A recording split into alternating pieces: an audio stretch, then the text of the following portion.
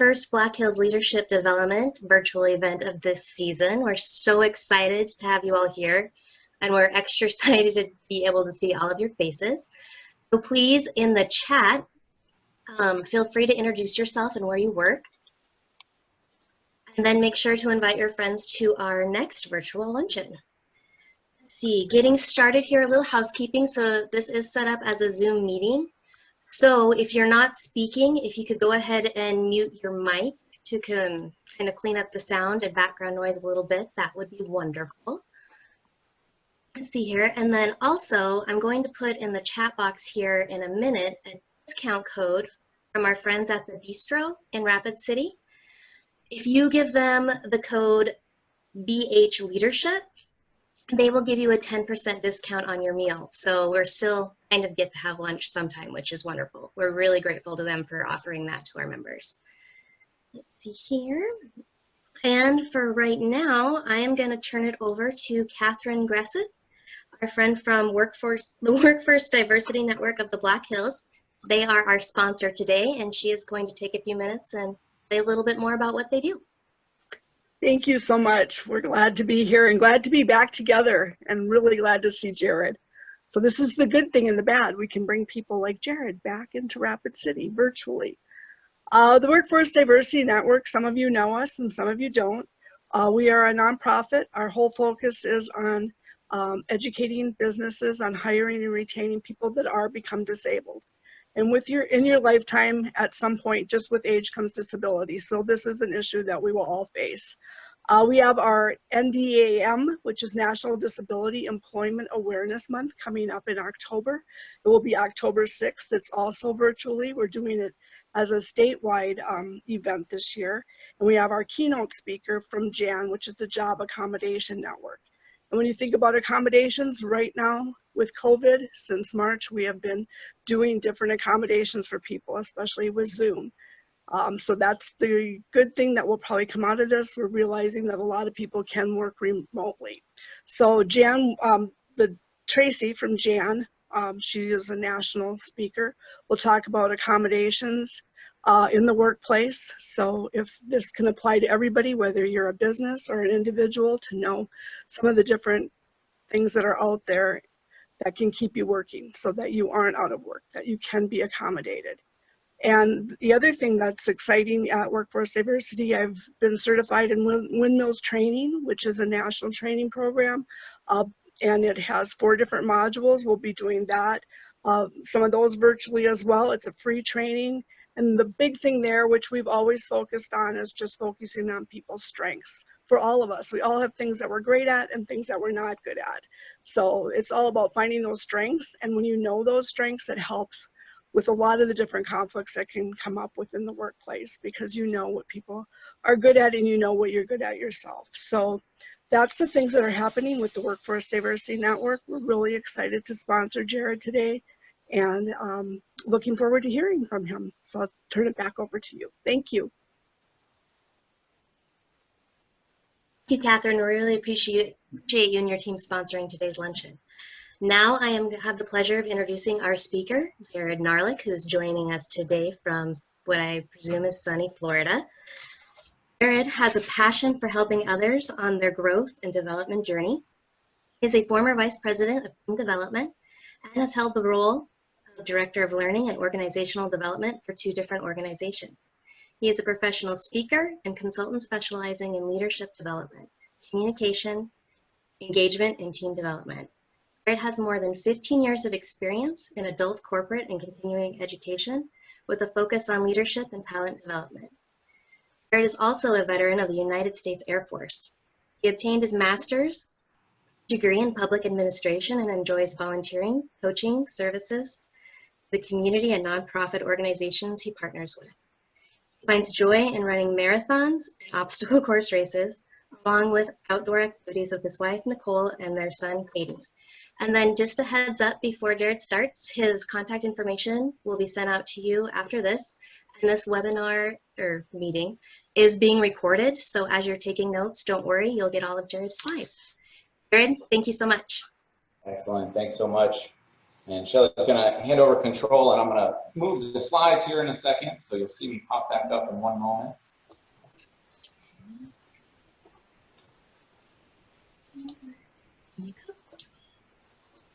There you go, Jen. Excellent. Thanks, Shelley.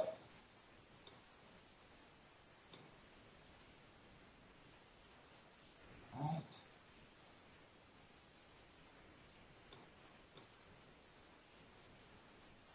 Okay. Can everybody see the slides? Good? I see a thumbs up. All right, excellent.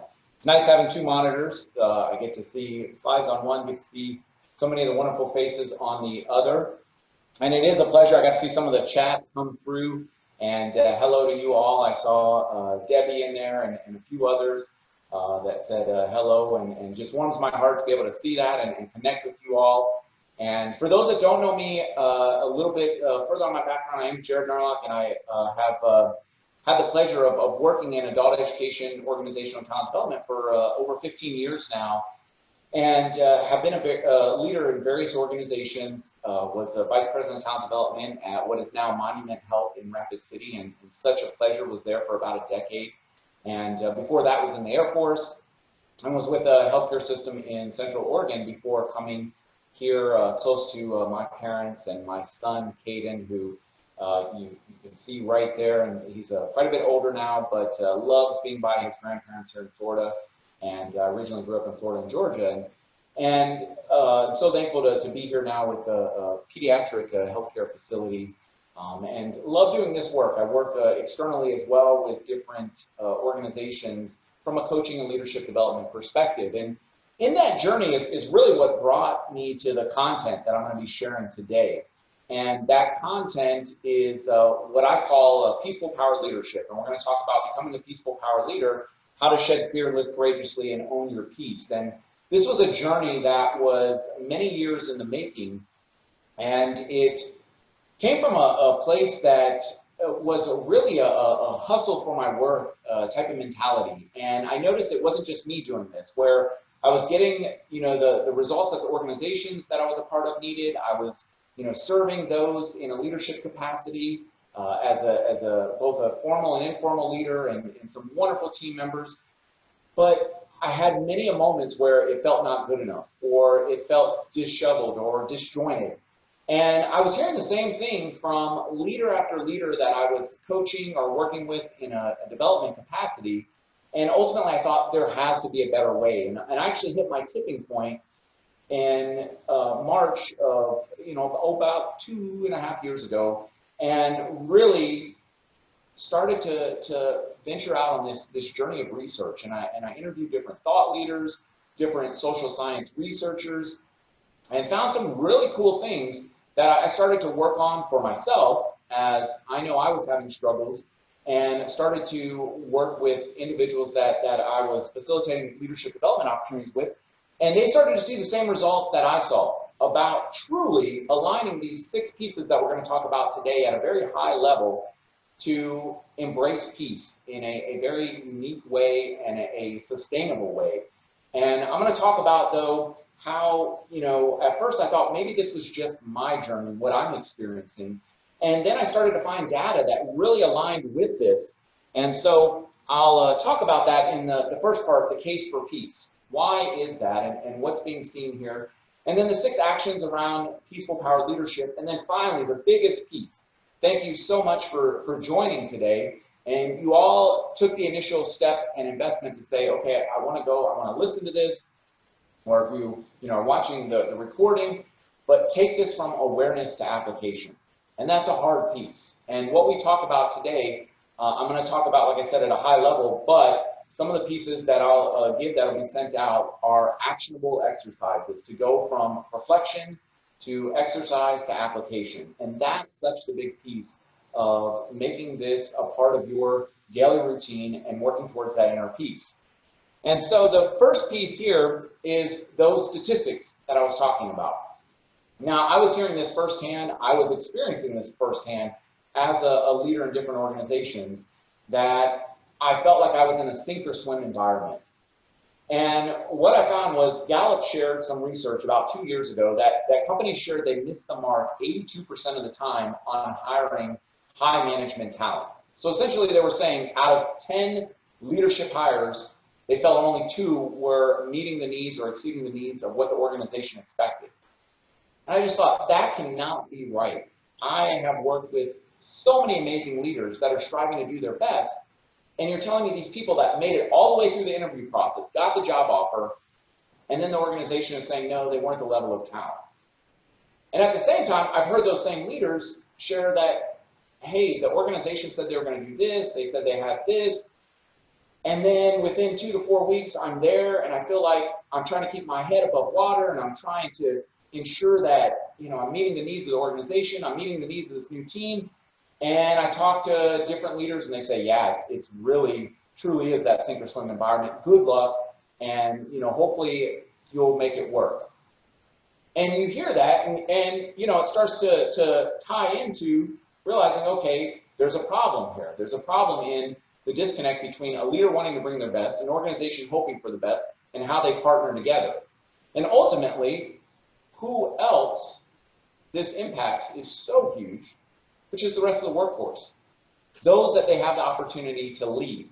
And you see that second statistic there, 83% of the workforce suffers from work-related stress, according to the American Institute of Stress, and rumbling with their inner peace. And over 60% have said their biggest reason that they attribute that stress to is unclear expectations from those in leadership roles, those individuals that are trying so hard, whether it's a formal or informal role, a team member partnering, and they're saying, I'm just not getting the expectations that I need in order to know if I'm being successful. And so the cool thing about this approach of peaceful powered leadership is it's not just for that individual leader, but it's a model that they can take and they can share with those on their team in service to their team.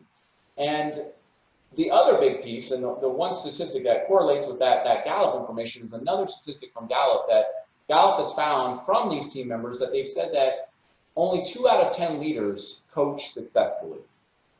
And, that's a big piece because when we see that 8 out of 10 are, as the organizations say, missing the mark, but only 2 out of 10, you got to think it's probably those 2 there as well. And coaching is such a vital piece of how we invest in others and, ways that lead to building others up. And so we're going to talk about that because what I found was a model that truly creates that inner peace. And there's a tool we're going to talk about at the end. I call it the peaceful tool that brings us back to aligning that peace at different times when maybe we're struggling with it. And I know what was really a tipping point for me, like I said, was looking at a team of wonderful people, but knowing I wasn't in alignment with my values and therefore wasn't serving them. Looking at a wonderful organization and knowing I'm getting outcomes, but still feeling like I'm trying to prove.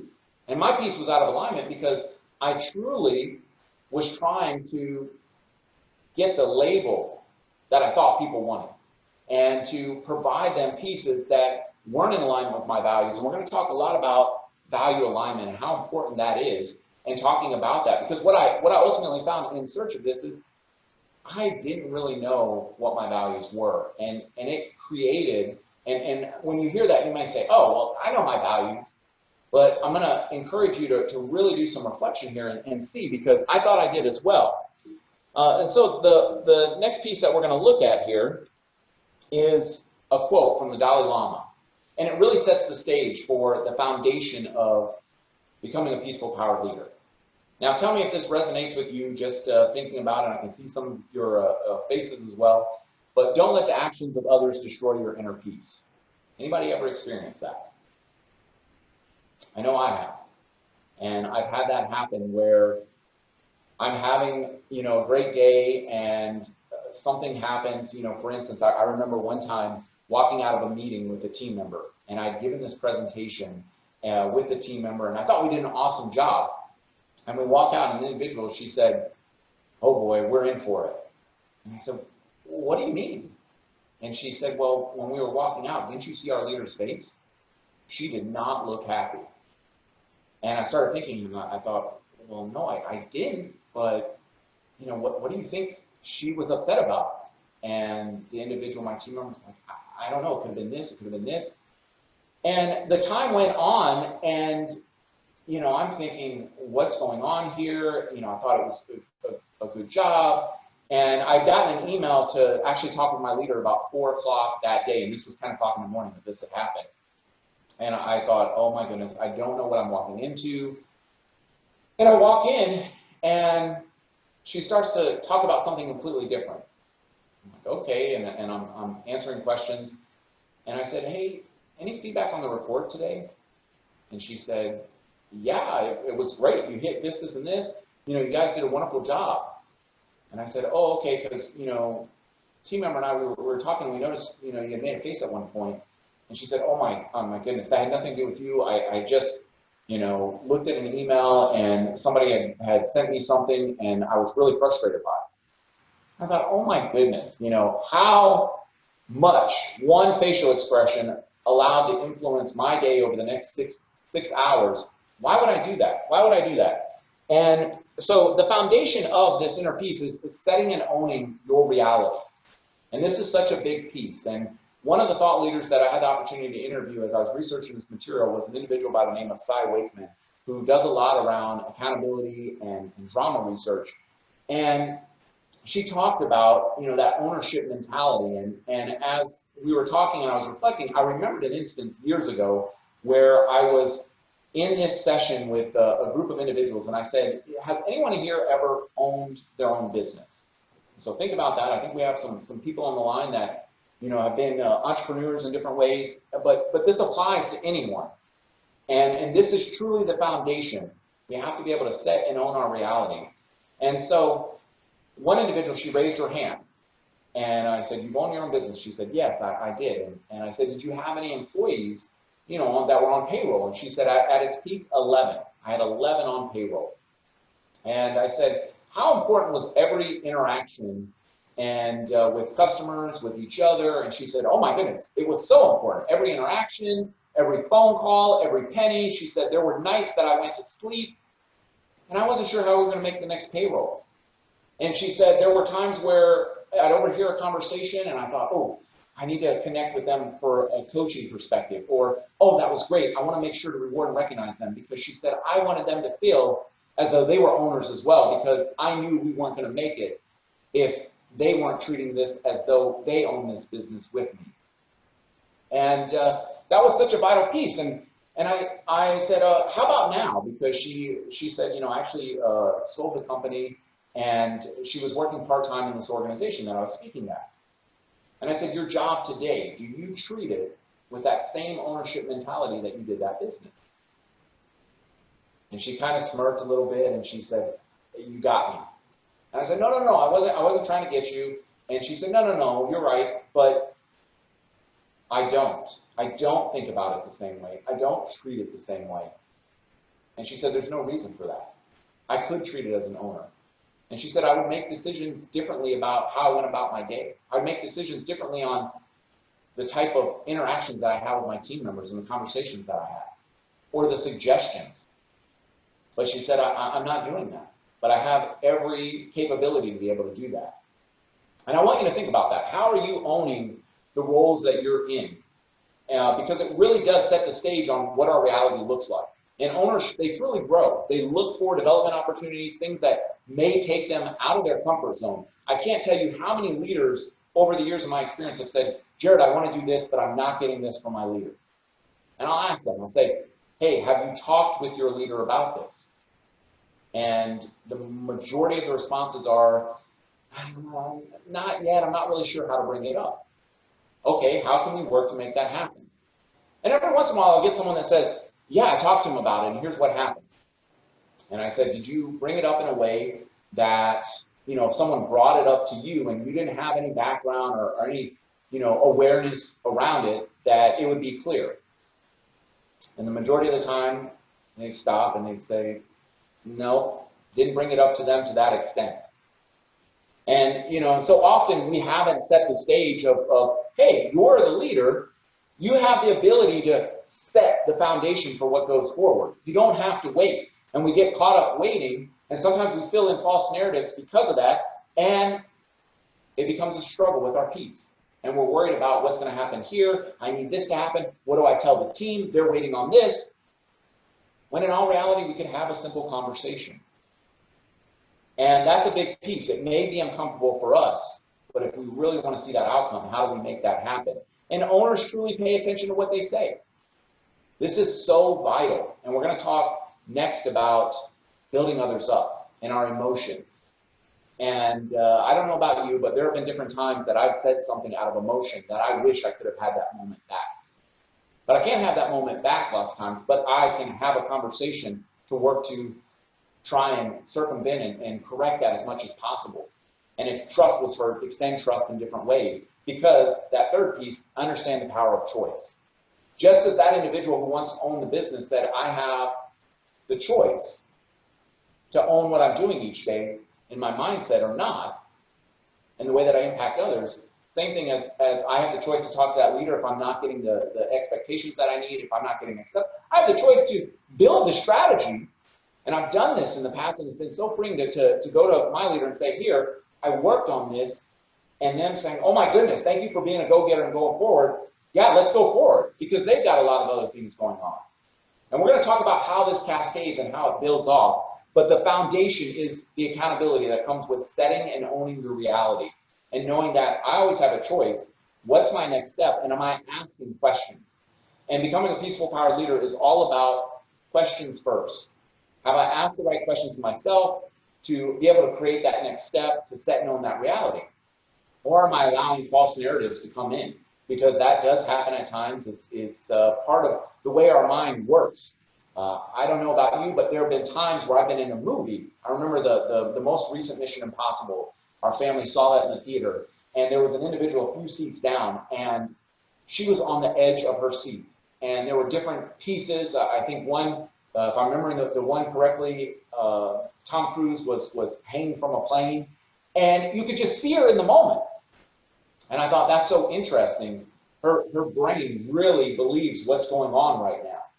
And sometimes I'm able to get in that type of presence for something like that. But lots of times I remember, but you know, there's special effects, and you know, at some point they called cut, and they reset, they did the lighting, because our mind is really good at helping us fill in stories, which is why sometimes our piece is tangled, and we think we can't make that next step. We can't own and set that next step in our reality. But when we're doing that, and we're in the pieces that we want to be, it gives us the opportunity to stop looking inward and start looking outward to say, okay, how can I build others up as well? Because a big part of being at peace is the gratitude that we bring forward. And there's a lot of research out there that shows that many people struggle with gratitude because they can't stay out of competition or comparison. And this is such a tough piece. I know that throughout my career, there's been different times I've looked at someone and I thought, why'd they do that?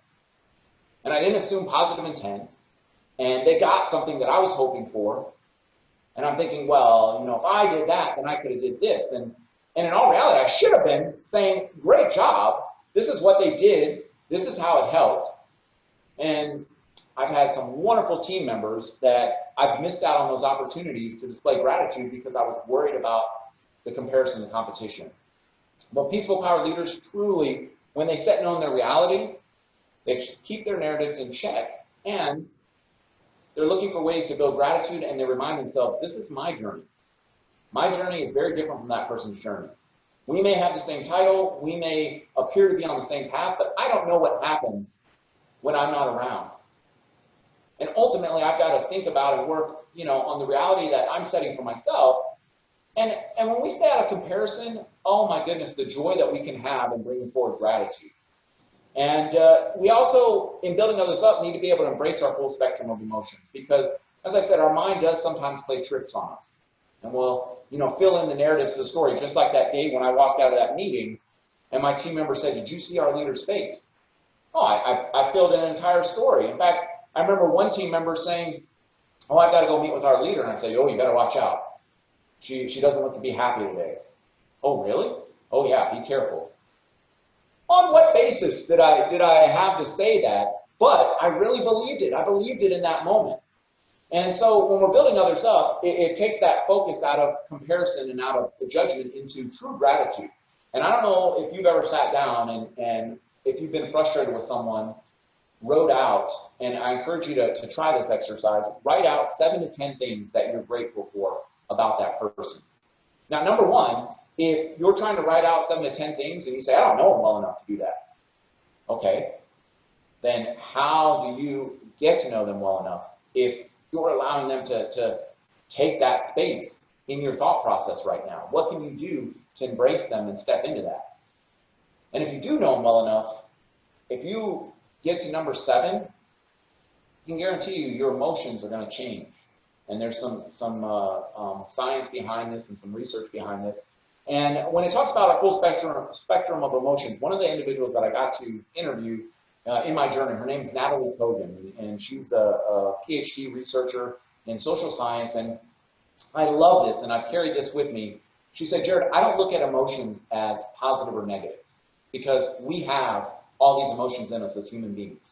And Susan David is a researcher that's done a lot around emotions, and Brene Brown, who I got to spend some time with last year, she shared with the group that I was with that she's doing research around emotions as well. And it's finding that as of the last time she shared, there's close to 40 different emotions that the human being encounters, with the average person only being able to identify about 3 emotions.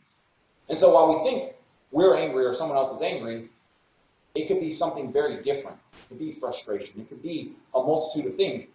But we have to remember, it's not positive or negative. It's just easier and harder.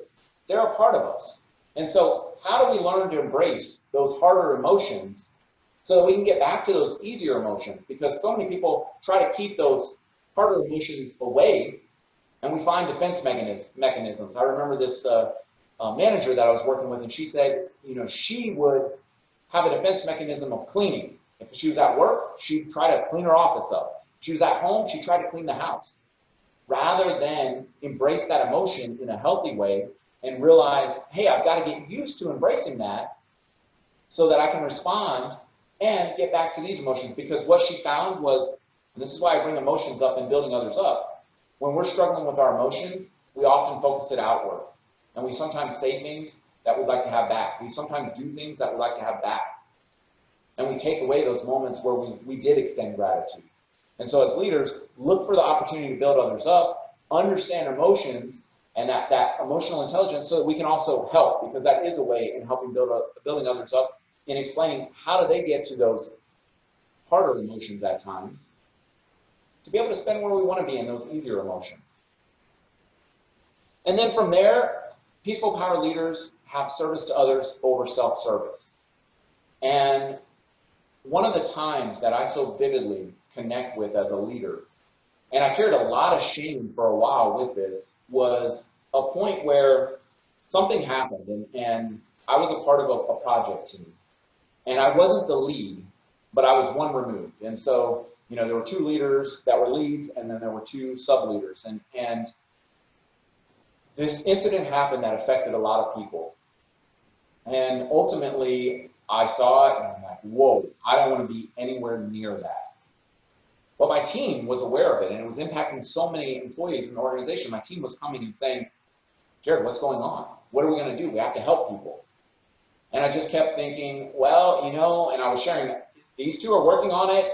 Hopefully they get something done. And I could tell that the one leader that I had a partnership with was saying, hey, can you help? Can you help? And I was more worried about serving myself and saying, I want to stay away from that, because I know our organizational leaders are going to be very upset. And I forgot why I was there. Ultimately, to help in service to her, in service to others. And that was one of the instances when I went through a values exercise that I'm going to have available to you all, that as I was reflecting on one of those moments where I felt I was far away from being at my best, it was there. Because I was trying to take care of myself at the expense of others. And I've had different leaders say, oh, I'd never do that in the moment. And I didn't think I would either.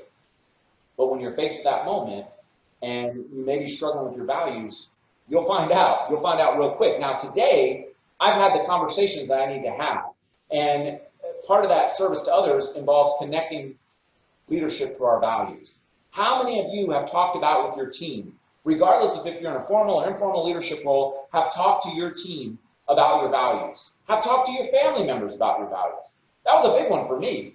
I had talked with the team, but I hadn't really identified my values succinctly and concretely. And I really hadn't talked with my significant other about them. And it wasn't until I went through that values exercise, I came running in the day that happened, and I said to my wife, Nicole, I said, Nick, I need to talk to you about this. And I said, because here are my values. And most people think that they have anywhere from 6 to sometimes 12 values. But what research shows is we have about 1 to 3 values. 1 to 3 values, and that are truly concrete, that are not going to waver. And one of my values involved connectedness, of taking care of others. And I said, Nick, I may come home one day without a job because I live this value. Are you okay with that?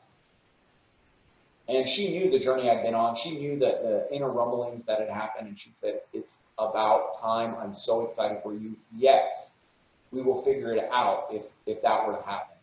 And it was such a freeing and peaceful experience knowing these are my values. And they help guide and direct the different things that I do, the way that I connect with others, and they're an opportunity to extend trust with others. And it involves walking the path oftentimes of what's right over what's easy. And that easy path looks so nice sometimes because it's not, laid with potential criticism, potential judgment, and those things that we sometimes fear. But ultimately, when we're serving others and we have that mindset and we're connected to our values, people see that, and it extends trust and it grows trust. And these first 3 lead the way for the final 3, that if it's hard to align to our values if we're not setting and owning our reality. But if we're setting and owning our reality, if we're working to display gratitude in our life and stay out of comparison, stay out of judgment, and we're truly setting service to others over self-service, then it becomes very easy in some senses to get to the next pieces. And this is the value exercise that you'll have the opportunity to go through. It's much more than 3 questions. I just put the overall 3 questions, but a lot of it is from a reflection standpoint to take you again from that into the application. And start with questions, not answers. So often when I talk to people about values, they're saying, yes, I've got my values, here they are. Okay, give me examples. Well, this one here, this one here. Can you give me examples when you weren't in alignment with those values? Yeah, this one here, this one here. And, there's a few values. There's one in particular that I so badly want to be one of my values. But it's not. It's something that still wavers. It's something I'm working towards. And I found out, through a similar exercise. But start with questions. Questions give us a door open to different types of reflection. And it allows us to go deeper into what we're exploring. And same with those that we lead. Lead with questions versus answers. And you open up a whole different approach, a whole different reality to those that you have the opportunity to serve in the way that their mind works and the way that they're able to step into that ownership mentality. And what do you feel is your purpose in life? This is such a big piece. And not your purpose in your role, but your purpose in life. And this was a big one for me as well when I was discovering my purpose and exploring the instances where I was really living my purpose, where I wasn't allowing it to waver, what those true values were for me. And then what words connect to your purpose and how do they define you? And the key piece, when you see this exercise, it'll come to each of you, I believe with this recording as well, and you're going back through, think about it. Please remember this. When you're setting up your values, what resonates with you? Not with others. For a long time, I had values that resonated with others because I'm like, oh, they like that. They seem to enjoy that. I think I like that better, even though I knew that word didn't fully resonate with me.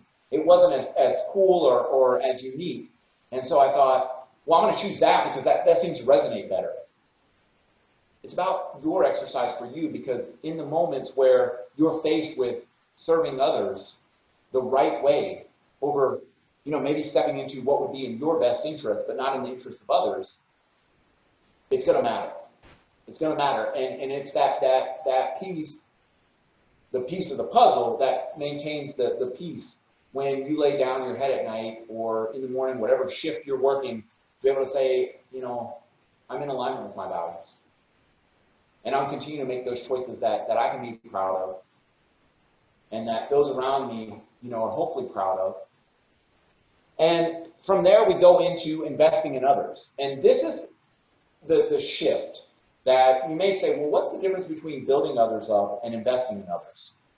And 4 and 5, investing in others and setting sacred time, kind of go hand in hand. They're so vital for any leader because this is how you're growing and developing others and really creating the time for you to be a leader and not just a manager. We have a lot of managers in the workplace. Managers, they keep track of time cards, they get things done. I remember consulting with one organization, and this individual said, we're not going to be able to use this change management approach. This leader has almost 100 direct reports. And I said, can you clarify? I mean, do they actually have 100 direct reports, or is it that, they've got 2 supervisors, and in their whole upline, they've got 100 direct reports, or is it divvied up amongst the 3? And the individual who was an internal change management consultant said, no, they have almost 100 direct reports. And they were set up to really be able to manage, not lead, even though the organization was asking them to lead. And yes, we do have to manage in certain ways, but when we're given the time as leaders to lead, and lots of times we have to set that coming into an organization, which is where I talk about that sink or swim environment. When we're setting the stage to be able to invest in others, we're building other leaders. We're building other leaders that are helping so that the weight isn't on us, but it's together and it's collaborative. And so when we're investing in others, we seek to partner to engage, not entitle. And what do I mean by that is a true partnership. I don't know about you, but I've had different people that I had the privilege to lead that have come and said, hey, I want to grow and develop. What do you got for me? And for a while I thought, oh, well, I've got to have things ready for them. Then I realized, no, you have to own your piece in this as well. And so having those conversations of you bring this and I'll bring this and let's partner. And sometimes people weren't happy about that. And there were some people that I even had one go as far as to say, hey, if you want me to like you, this is what I expect. And it was tough to stay out of judgment in that moment and assume positive intent and say, okay, I want to stay in curiosity here. But I'm thinking, what did you just say? Because yeah, of course we want to be liked. But that leads lots of times, if we're just concerned about being liked as a leader, to entitlement, to a lack of peace because we're not able to take care of things that we want because we're running around trying to almost play the whack-a-mole game of, okay, did I get what they needed? Did I get what they needed? Instead of creating a shared partnership that leads to engagement and setting the stage through modeling the way and then understanding the difference between venting and investing. This is a big one that I want you to reflect on as a team member, as a leader. Do you allow people to vent? And what venting is someone comes in and says, oh, this is what's going on today. And by the end, they say something along the lines of, thank you so much for allowing me to get that off my chest. I just need to get that off my chest. And I feel so much better now. I needed to get it out there. And, a few days go by. Sometimes it's weeks. Sometimes it's even months. But they're back and you're thinking, oh, is this deja vu? Because they get done and it was a similar occurrence and they're saying, oh, I just needed to get that out there. And I've seen leaders that do this and they think, my team members, they know they can come to me. Or, fellow team members say, yeah, my team members, they think, they know they can come to me, that I'm a listening ear and I'm building trust. And I remember this one leader when I was talking about the difference between venting and investing, and I said, there's research out there that venting is not good in trust building. He said, I disagree. I have a really strong team. And I said, that's perfectly fine. His experience was that it worked for him. And I said, if that's the case, that's great. That's not necessarily what research has shown. And he said, okay. And about 2 months later, and I was not excited about this, and because he came and he said, I'm a little ashamed to tell you this. And I said, please don't. This is a place of help. And he said, we're going through a big change management initiative right now, and the team is crumbling. He said, what I thought was trust was very surface level. There's nothing underneath.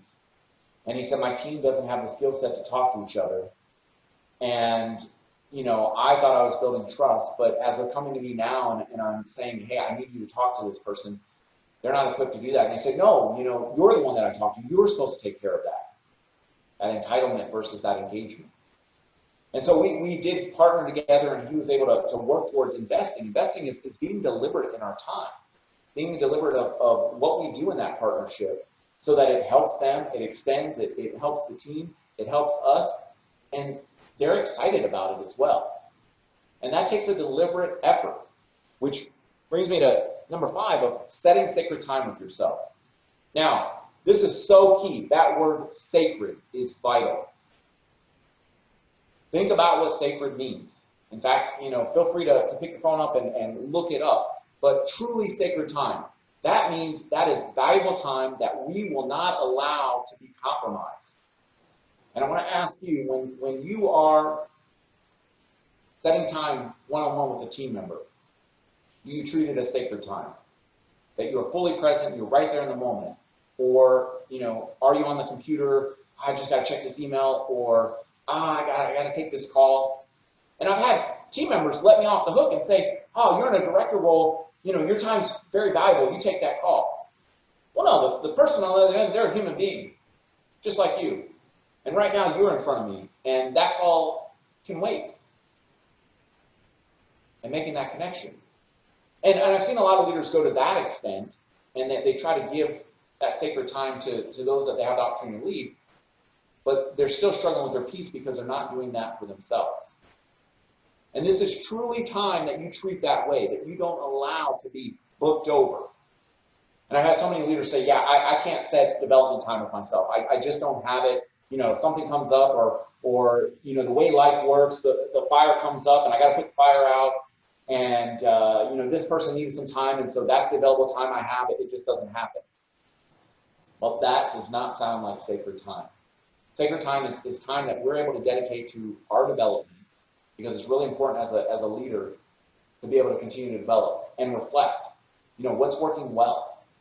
What's not working the way that I want? And how, going back to setting and owning my reality, how can I change it? What are some pieces? Who may I need to talk to or bring in to be involved in that? And it's that time to look at, hey, am I building others up? Did I miss out on gratitude opportunity and spreading that kindness? Imagine if we just spread 5% more kindness a day. Each one of us that is here, what that's going to do in this world. 5% more kindness. And then if you set sacred time, it's going to be deliberate in that gratitude and that kindness. And it's a chance to make sure we're connecting with our values. This last piece, after talking about empowerment, that I'm going to go over the peaceful tool, is vital. That you have sacred time to be able to look through it and say, where might I be out of alignment? How do I get connected back to my peace?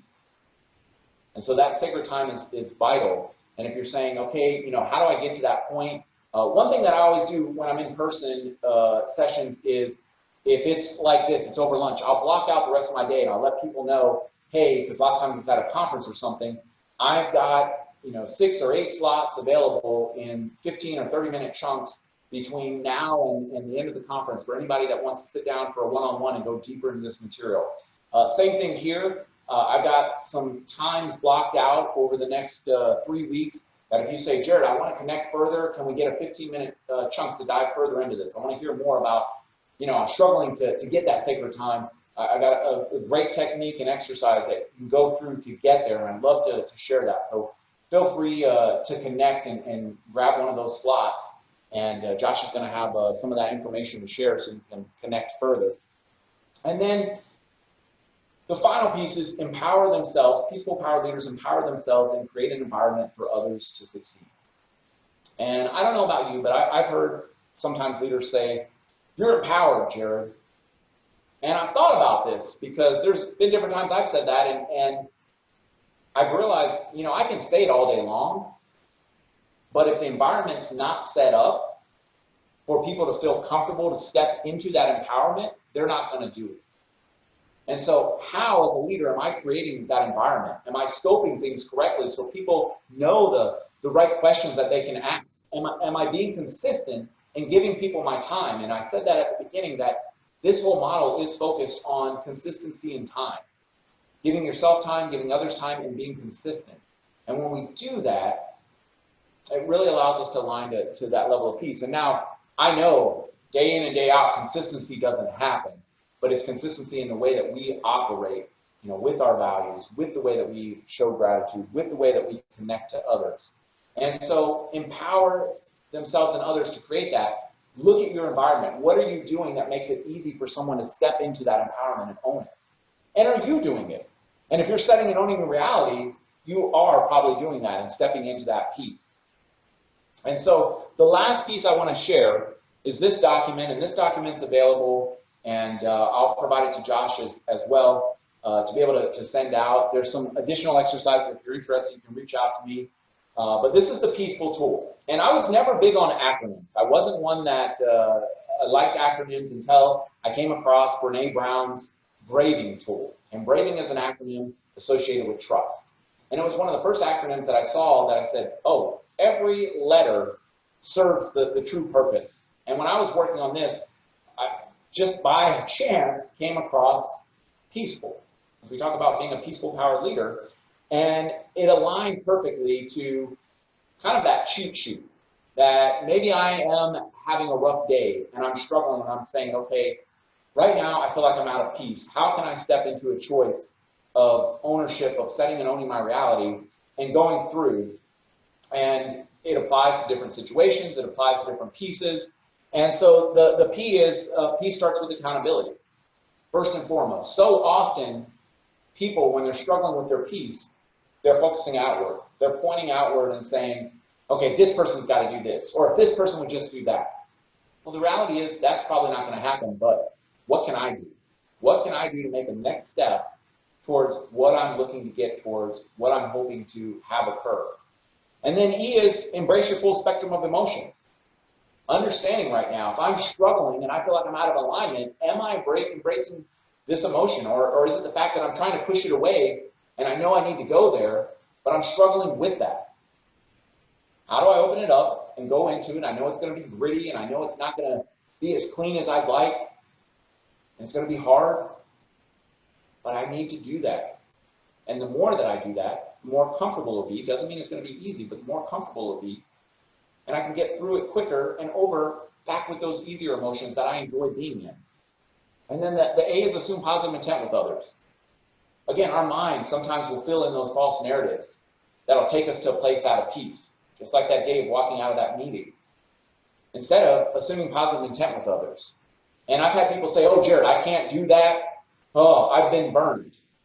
Okay, let's think about this.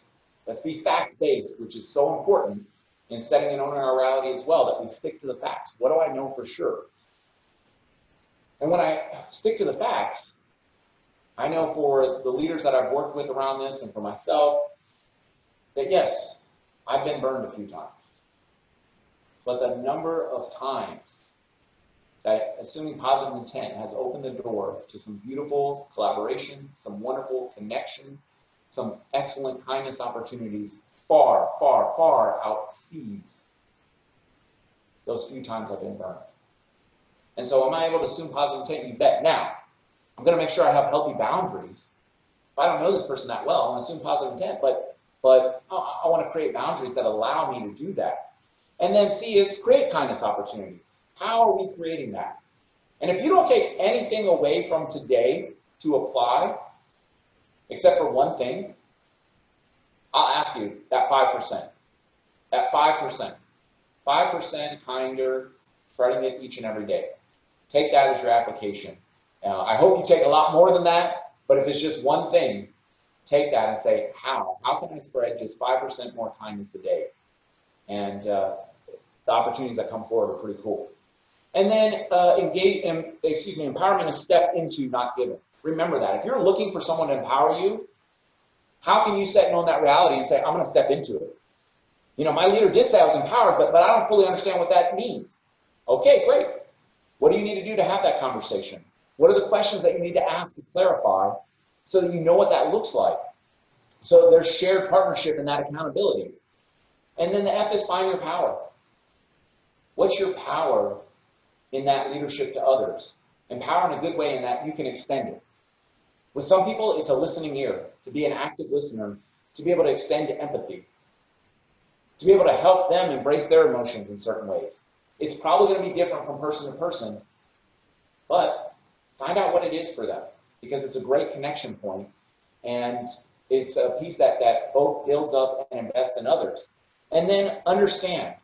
Understanding comes before answering. Are you a person that loves to answer the questions? How can you get to a piece where you feel more comfortable seeking to understand first? Because when we truly seek to understand, sometimes we find that the question that was asked or what was shared with us has other pieces that we wouldn't have found if we weren't truly seeking to understand. And then finally, live your purpose. And this kind of goes right back into the first one, that piece starts with accountability. Have the accountability to find where your purpose is, your passion, the work that you do in any area of your life. How is it connected? And how is it connected to your values? I remember doing an orientation about 1.5 years ago with this gentleman who had a career for 20 years. And he said, Jared, I was so unhappy, and he ended up becoming a PA, physician assistant. And he said, I'm so happy with what I'm doing. And for years, I just thought, you know, I have to do the job. This is what everybody does. And he said, it was the work I was doing, but it impacted even the areas of my life that I was happy in. And what I realized was I was looking for a career change, but I found my purpose, and it brought me to the type of work that I wanted to be doing. And so that purpose is essential to understanding our peace and connecting to our values as well. And so with that being said, 2 things special here. Here's my resources, and you can reach out to me anytime on peacefulpowerleadership.com. You can find me on LinkedIn. I share content on there on a daily basis, and on Facebook, Peaceful Power Leadership. And I love to give away things. Anybody that knows me knows I love reading. And so my email, I think Josh is going to share, is jared@peacefulpowerleadership.com. But the first 2 people that reach out and say, Jared, I want one of those books, whichever one. It's Talking to Strangers with Malcolm Gladwell, which is a book that I read January of this year. Very great, powerful book. Has some pieces related to what we talked about today. And then Radical Candor by Kim Scott, a wonderful book that I've used as a tool with others that have come with questions sometimes about, hey, Jared, I need to have this crucial conversation, or, you know, this difficult conversation. I say, Radical Candor, let's start with that and go from there. And so whoever reaches out, the first 2 that says, I want this, I'll take care of shipping costs. Just give me your address and I'll send you those wonderful books. Thank you so much for being here today. Again, if you want to get one of those slots to talk further, dive further into this material and some of the exercises, I'd be happy to do that. If you're interested in some of the other exercises that go further into this, feel free to reach out as well. And I'm going to turn it over now to Shelly. I think we have a few minutes for any questions and answers that may come forward. Or questions, I should say, and hopefully I'll have some answers. Yeah, everybody, if you have questions for Jared, that amazing presentation, feel free to post them in the chat or turn off your mute and ask him directly. He'll be happy to answer them. I think we have we might go a little bit over, but at least 5 minutes for questions.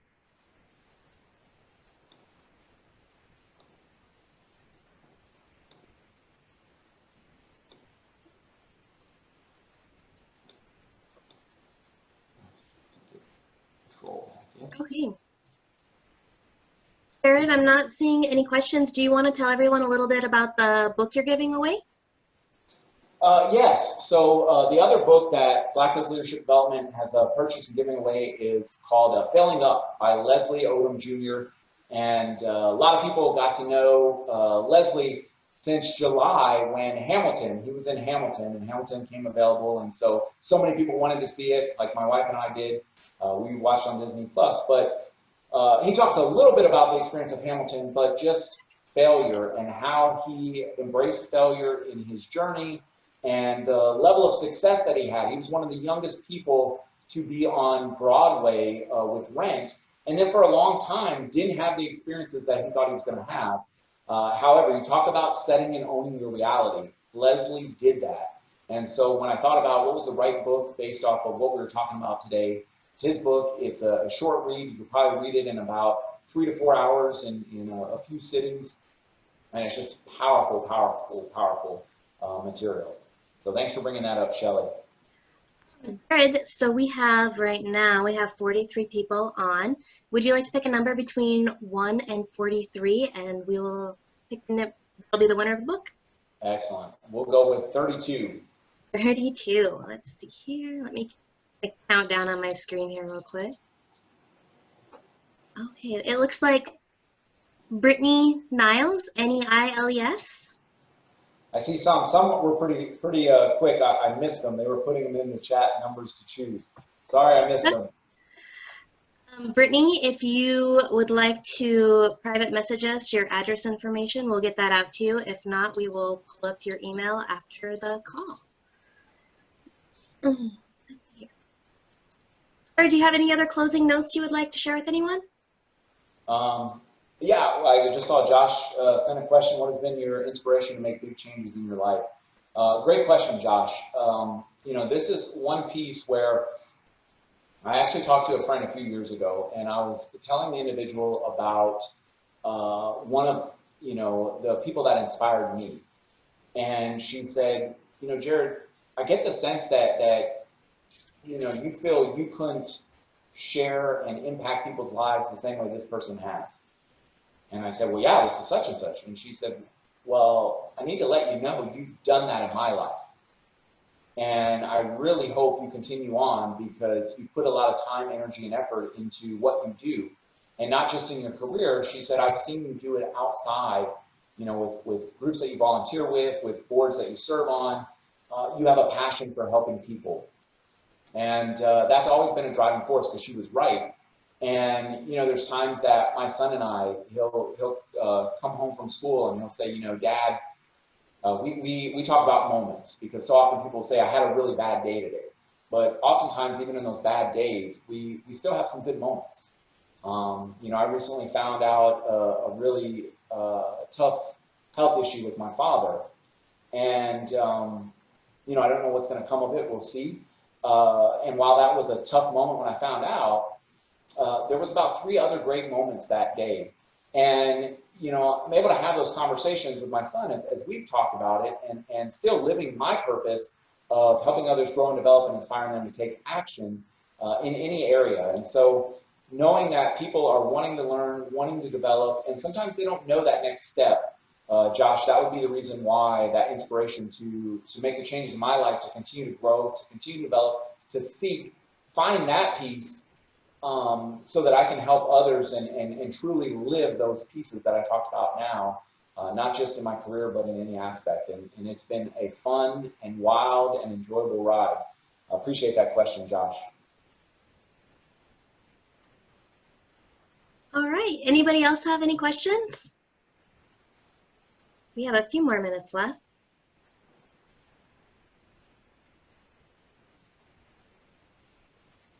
All right, well, Jared, we thank you so much for being here today with us. And like I said earlier, we will send out a recording of this meeting, and we will also include all of Jared's contact information too. And we hope that you'll be able to join us for our next virtual luncheon, which is October 21st. Our speaker will be Linda Lee Viken. She's with Viken Family Law Mediation. So we hope that you'll all be able to make it back to that event. And also feel free, if you only have one registration, to have it in your lunchroom with your coworkers. Thank you, Jared, so much. Yeah, thank you. Thanks, everybody. It's great to see you. I see some of you and some of the chat as well. So wonderful. Looking forward to connecting further. Thanks, Shelley. Thanks, Jared. Bye, everyone. Thanks.